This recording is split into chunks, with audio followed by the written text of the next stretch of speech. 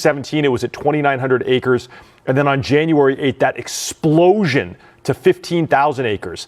And then the next day, 7. There are new reports today about a possible cause for the Palisades fire. Investigators are looking to see if it can be linked to another fire that was extinguished on New Year's Day.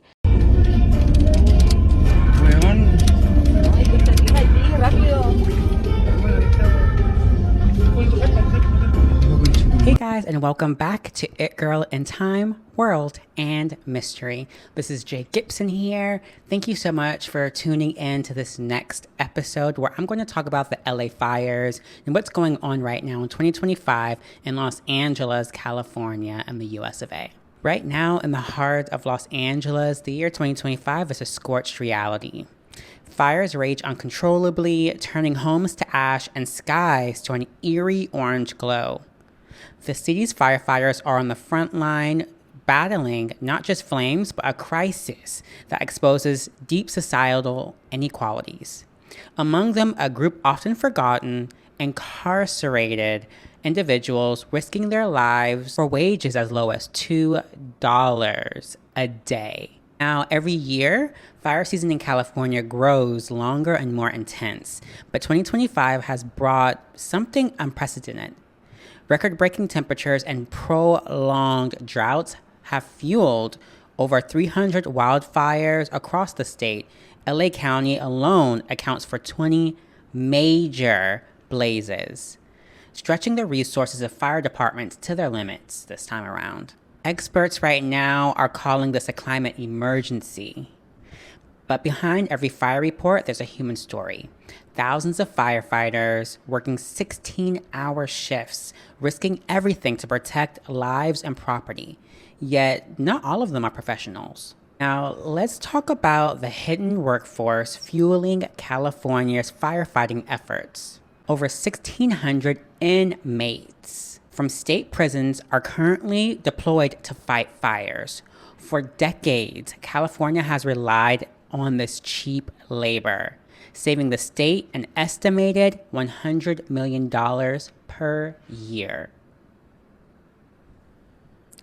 These incarcerated individuals receive only minimal training before heading into some of the most dangerous wildfire zones. Armed with little more than hand tools, they dig fire breaks and clear brush to stop the spread of flames. Their reward, you may ask?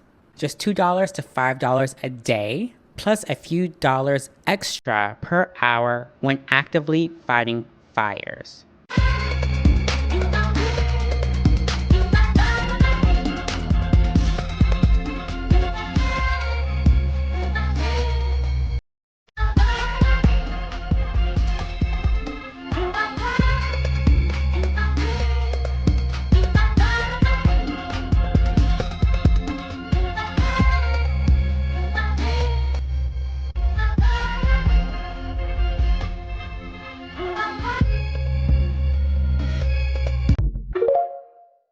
I didn't say it in my intro, but I wanted to talk mainly about the incarcerated individuals who are a big reason why these fires are slowly becoming in control in Los Angeles right now. These incarcerated individuals in America are being exploited. They're Walmart, Zara, Victoria's Secret, Savage X Fenty. So many brands right now use the cheap labor either overseas or cheap labor in America, and that's at prisons. So they'll use that cheap labor, people will be sewing things, and it's slave labor, honestly. That's why when people say, oh, people are incarcerated, we have too many incarcerated individuals, and most of them aren't actually murderers. To me, at least, only violent people need to be in prisons to be rehabilitated. Prison is supposed to be a rehabilitation place for people who break the law. It's not supposed to be a place we send people to rot or to exploit. So for me, at least, when I see that California firefighter chief is saying that they're understaffed and things of that nature, I also would like to understand if you're understaffed, then there needs to be implementation on training for people who are maybe out of prison now, who can easily get into a fire department program or something like that where they can actually make a living for something they've done when incarcerated. If you trusted them while they were in prison, you should trust them when they're out to fight these fires. I think that there is a lot to be said when it comes to the exploitation of our prison inmates and things of that nature. But the main point I wanted to bring up with this video is that they deserve better. They're risking their lives. They're not making any money with helping in this situation, which they should. Sorry, if you're having people work, no matter if they're in prison or not, they should be getting paid a living wage so they can at least afford things in prison, or at least give their family money, maybe who are in certain predicaments and financial hardships.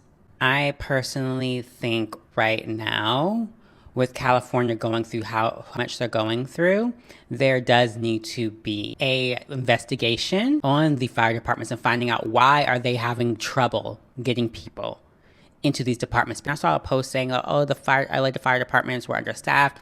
So many people were commenting, so many men, so many women, so many people. They were commenting saying, hey, I applied. I never got denied. They just they're not hiring.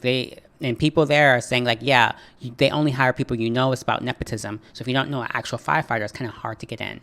So that's really where the issue is happening, is they're saying oh, we're understaffed, but are you actually trying to hire people? Or are you doing what a lot of tech companies are doing now and a lot of other companies are doing now and saying that, oh yeah, we're looking for people, we're hiring, you're posting all these job boards and things like that and online and on Seek and on Indeed, and you're saying that you're hiring, but in reality, you guys have no initiative to really hire in these departments. Mismanagement of money.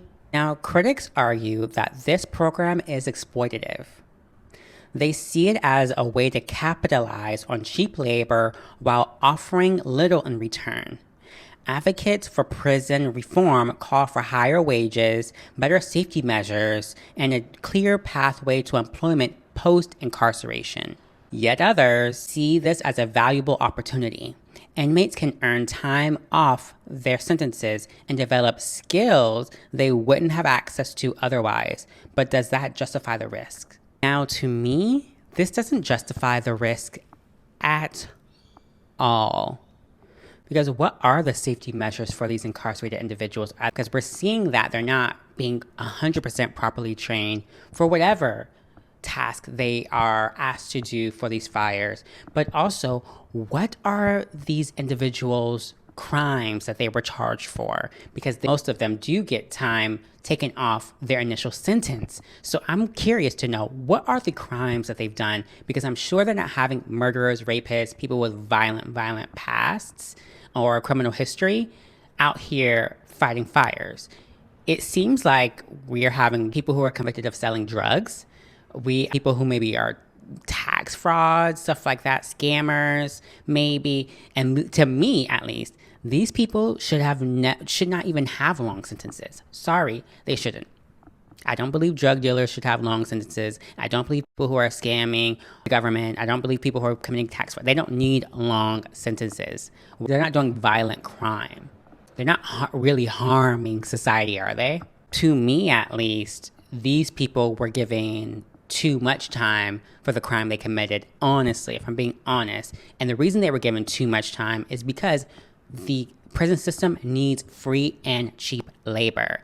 And they cannot use high-risk criminals to do this free labor for. They need people who are eventually going to get out and have incentives to do that cheap or free labor for the companies and corporations that are trying to exploit them.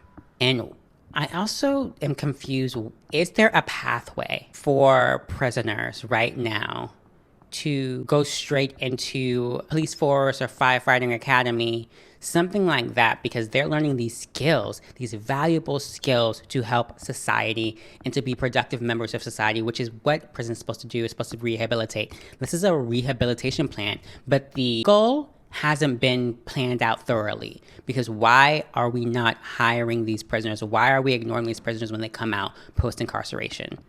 Instead of saying, yep, you have a job or you have a possibility of a job. If you just do this, go to the halfway house, make sure you're doing your hours, make sure you are doing your check-ins, make sure you're doing your classes, your courses. This is all you need. And eventually in a year, you'll be a full-fledged firefighter, or you'll be able to pass or take the firefighter test. Something like this. As many people who could be full-fledged firefighters that come out of the prison system, and they're just not given it an opportunity at all. And yet we're saying that we're understaffed. And I know some people are going to bring up the budget. Oh, they were $23 million or $26 million was cut out of the budget. Is that true, or is that what you're hearing from the blogs, that they cut $23 million? First of all, I don't believe that. They're looking for a scapegoat, and all the scapegoats they're looking for are usually women. And so they're looking to blame the mayor. Oh, the mayor, you cut the budget for the firefighting department. You're to blame, when that wasn't even the true case. And even if that was the true case, because it wasn't, $23 million out of how much of the budget was given to the police department in LA? So a little percentage. But again, that's not true. We know that's not true. We know that the mayor did not cut the budget. She actually added to it. We have to make sure whatever we trusting online, it could be propaganda. It could be just a way to put blame. Because what they want to do is they want to take the blame from the billionaires and put them on people who work. Whether the mayor, whether they are Spidey, Heidi, and Spencer Pratt. The firefighters. Most people in LA have to work for what they have. If you could say, oh, they make too much or they make too, it doesn't matter. They still have to work for what they have. So again, I feel like the blame is being put on people who work versus these billionaires who are exploiting and taking most of our water reserves and privately owning them. Yes, I'm talking to that couple. When we talk about incarcerated individuals possibly going into the fire department, like job scheme, career field, we also have to talk about the firefighters and some of them what they think. And the professional firefighters honestly have mixed feelings, but of course they would, because they're public servants. It's like, sorry, if you could trust them to help you when they were in prison, you can trust them when they're out of prison to fight fires. So professional firefighters have mixed feelings, of course. Many deeply respect their incarcerated counterparts, seeing their bravery firsthand, but they also know the system needs change. Those guys work just as hard, sometimes harder than anyone else. They deserve better pay, better recognition, and a fair shot when they get out. Now, the fires of 2025 are a wake-up call for many, not just about climate change, but about justice and equality. Now, there has been legislation to make sure there's a easier career pathway for the post-incarcerated people to become firefighters and to become public servants.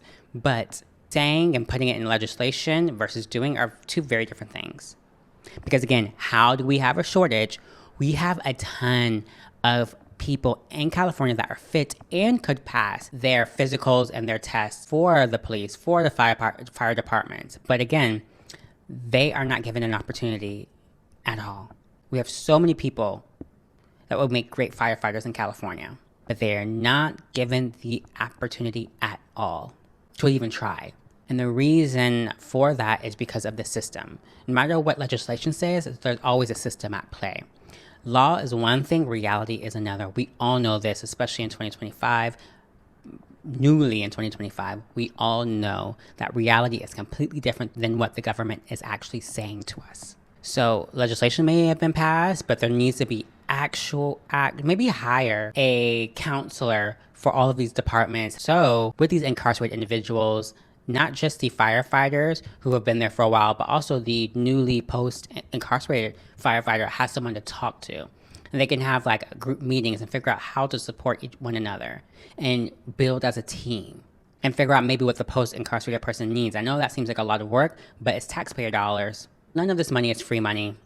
What Joe Biden did with saying he's going to give 100% of support to LA fires, and then people were like, oh, what about North Carolina? And he already gave 100% support to North Carolina as well. But again, since that wasn't posted, we were trying to do compare and contrast, and it's very freaking weird right now. They have, 100% support from the president and our government and Congress, but they're using taxpayer dollars. That's not free money. So you would think with the support they're getting from the government, the people. So many people are donating. The amount of people that are donating to the victims and to the less fortunate in LA right now is crazy. People are buying up Costco's. I saw someone earlier on TikTok saying, oh, they went to the Costco, everything was out, but it's because people are already donating. And it's just like the support is amazing. Everyone's coming together to support each other in this horrific, horrific, horrific time. I think right now what everyone needs is a miracle, because a lot of people lost so much. A lot of people lost, like, and it's just like when people say, oh, these millionaires, but it's not just millionaires, it's regular people who had their houses for over 100 years, 75 years. They've had that house, or that house has been in their family. And so all those memories are priceless. So whether someone now has $1 million home, but when they bought it was like $100,000, inflation, housing market, no matter what, they lost those memories. They lost all that memorabilia from their family. They lost their lineage. That's heartbreaking. And they just watch it go up in flames. There's nothing they can do about it. There's no help, no support that could have really been done. Tragic. Now with the LA fires, I will say that when it first happened, I'm like, oh, okay, like this is a fire, that's normal. And then someone had to remind me, it's not fire season in LA, this is winter. It's winter. It's not our season of bushfires and things like that in California. It's winter. And I was like, oh my gosh, you're right. So that's when I realized it was actually an issue when that was brought up to me. And then just seeing the fires wreak havoc in LA, and stressing everyone out and using so many resources, and no one really knows what to do outside of evacuate. So many people had to evacuate their homes and leave all of their belongings. And they didn't think that would be the last time they will actually see those belongings. When evacuate, you don't think something horrible is going to happen to you. You think it's just a safety measure that the government or your local police department want you to do just in case. You don't think, oh, okay, when I go back home, it's all going to be in ash. All of my belongings, all of my memories, all of my important documents, my birth certificate, my license, all these things, my parents' documents, maybe I had them when they passed. My grandparents' documents, maybe I had that when they passed. Or family photos that are like over 100 years old that you've always kept dear to your heart. You didn't think anything would happen to your stuff. Who thinks of the worst in this scenario? No, they left and said, okay, evacuate. They evacuated. They did what they were supposed to do, and they came back and there was nothing. How devastating. And in times like this is when we really need the word of the year, empathy. We have to empathize with people, no matter how wealthy they are or not. When you don't expect something bad to happen to you, when it does, and not just bad, but memories are taken as well, it's like an assault of the brain. You just can't fathom. Like, I couldn't fathom. I can't comprehend like how I would feel in that situation. That's why we have to empathize with others who are going through hardships right now. Hotels and businesses that were price gouging. So we all know that in crises, businesses will try to get any penny they can, any extra amount they can out of victims. So in this instance, in the LA fires, hotels were tripling the price. On that first day of evacuation, second day of evacuation, all that, they tripled the price of their rooms in order to get extra money out of them, which is illegal. Then you had rental agencies, real estate agents for properties that increased the price. I saw one TikTok, 150%, $8,000 more the rent was per month to rent in LA after the fires happened. Because again, a lot of those landlords and stuff like that saw there was an opportunity to possibly make money. So they price gouged and raised those prices all the way up. So the victims, in desperation and in horror and in being traumatized, they would feel pressured to just get any place right now. We'll just pay anything right now and just take their last bit of money or savings just so the landlords can make that extra bit of money in a crisis, an evacuation, in a state of emergency. This is what businesses, real estate agents, landlords, hotel owners have done. It's pathetic. It's sad. It's not shocking though. I'm just going through reporting rental listings that are price gouging people during the LA fires, and I found one that was so egregious I wanted to share it. All right, this house is listed for $15,000 a month, 1915 South Crescent Heights Boulevard. Let's go over here and see that price history. Listed on 1-3 for rent, $6,600. They'd actually decreased the price they were asking, okay? They removed the listing on Tuesday, the day the fire started. They removed the listing and they relisted it on Thursday for $15,000. That is an increase of 127%. And it's listed by the property owner. These are the people who own this house who are price gouging people. So I will be reporting them. And it doesn't just happen in America, because we've seen it in other countries as well. When there's a natural disaster or any disaster that happens, the price gouging and the taking advantage of victims is prominent. And is there really anything done as the government saying, we all know that price gouging is illegal, especially in a natural disaster? We all know it's illegal. We all know there's laws and rules to this. But again, businesses know they can still do it because the government really won't do much. They're not putting anyone in prison. They'll give them a small fine. These hotels, probably the landlords will be told, no, you can't do that. They may get like one citation from the city. That's pretty much, it's a slap on the wrist. That's why they feel comfortable doing it. It's a slap on the wrist with the repercussions. The risk versus reward, they usually get rewarded for having audacity and being audacious and being disgusting and taking advantage of people when they've lost everything or could lose everything. I know this video is all over the place, guys, so bear with me. I know it's all over the place. I know I'm talking about incarcerated firefighters, I'm talking about the LA fires, and I'm talking about the victims, and now I'm talking about the price gouging. There's just so much happening. I know. This is not in any chronological order. I just thought I'd come on here and actually speak something into this, because the content I'm seeing on TikTok versus the news is vastly different.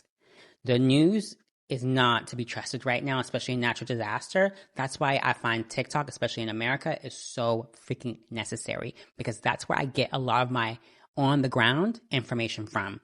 Not from the news anchors, not from the news channels. I get a lot of my on the ground information from people who are actually living in that disaster and telling us, are they actually getting these resources?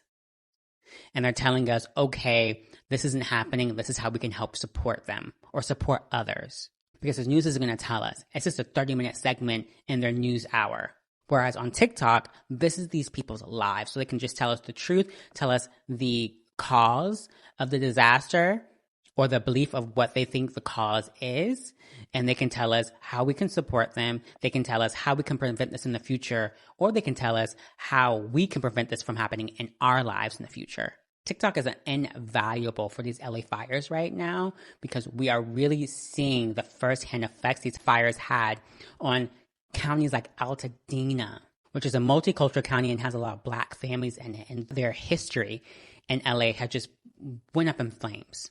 Lost everything. And when they come to TikTok and they tell us the horror stories they went through with fighting these fires, or trying to do the best they could to save their belongings and trying to be optimistic, it is very saddening, because you're seeing the firsthand effects of how billionaires, corporations, and selfishness fails the everyday person every single time. So right now, I would like to extend my condolences to all of those individuals who are affected. Now, this time, I want to talk about the people who have a disability and who weren't able to flee the fires, or who were so close to having to evacuate, but luckily were saved by like the grace of luck, honestly, where they didn't have to actually evacuate. If you do not know, a decent portion of just everyday people are disabled. But physically disabled is a different aspect of being maybe mentally disabled. So we do have a lot of veterans, a lot of people who are born with different situations to where their body doesn't function how me or your body may function in an everyday life. And then you have people who got in accidents. You're an accident away from being disabled, honestly. So these people and those horrific LA fires were left to the dust.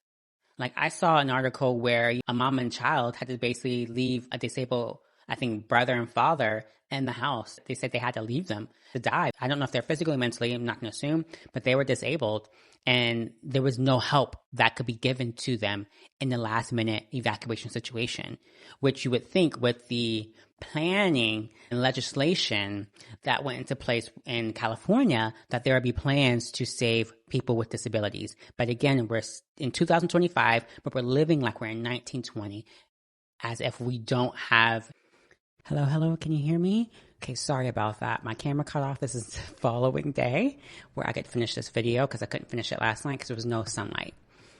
When I realized that my phone cut off, I was either going to do a voiceover or I was just going to reshoot it. I'm just going to reshoot it really quick, just simply.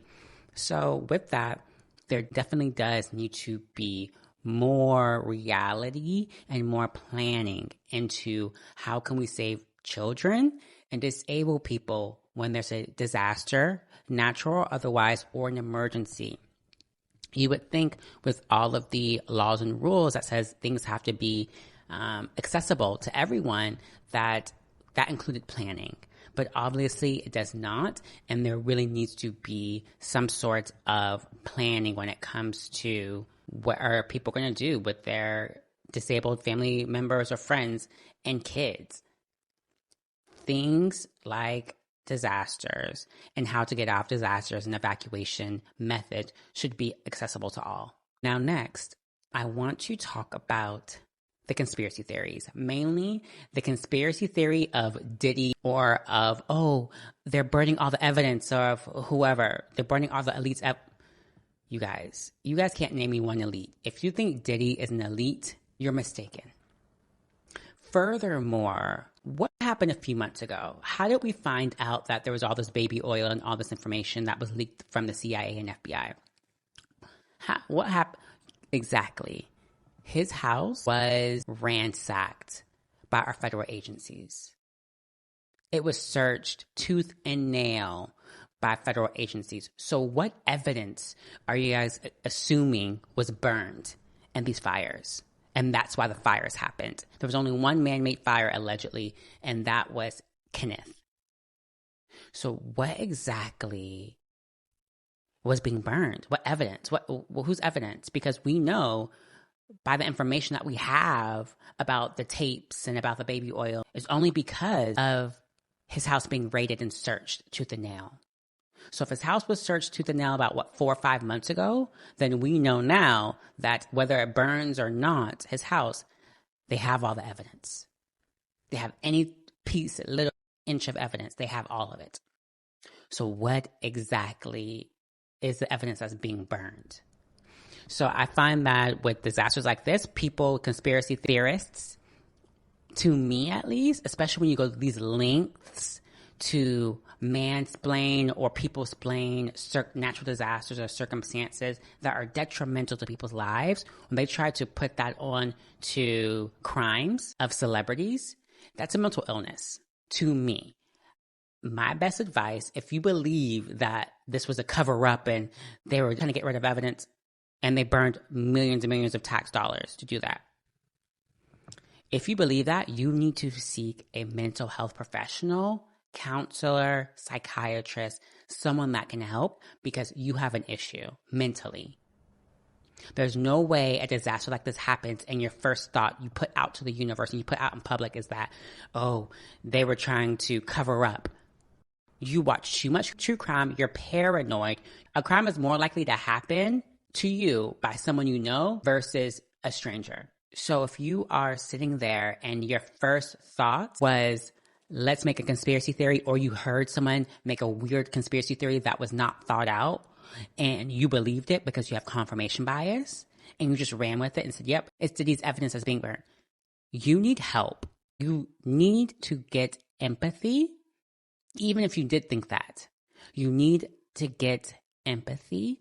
A person with empathy would have reacted completely differently, would have, of course, posted donation centers, things like that, and try to donate. But also, they would have posted only condolences. But because you, conspiracy theorists, have mental health issues and you want to be the main character and you want to be Agent Mulder on X-Files and find a conspiracy theory anywhere And instead of just being empathetic to people, you want to be the cool guy and get all the evidence and solve the crime and be the hero of the day because you have main character syndrome. You decide to post and talk about conspiracy theories because you have confirmation bias about celebrities that you don't know. Well, Diddy with crimes that he hopefully will go to jail for, but his day in court is coming. So what evidence? I just don't get it. I think it's horrible. I think it's pathetic. I think you're just trying to pretend like you have information that the average person doesn't have. Really freaking weird. Really freaking weird. Seek help. So this is the third time my camera went out. My phone went out with full storage. So with that, I want to thank you guys so much. On the description box below, you will find links for ways to donate if you're able to. Please do. If you're not able to, you can repost different donation centers and things like that, or even watching this video through and learning a little bit more about what's happening in the LA fires and a little bit more of the circumstances that people are going through right now. That helps as well. Information sharing to your friends and family. So thank you guys so much. Make sure you guys look up those links in the description box. You have been tuning in to It Girl in Time, World and Mystery with me, Jay Gibson.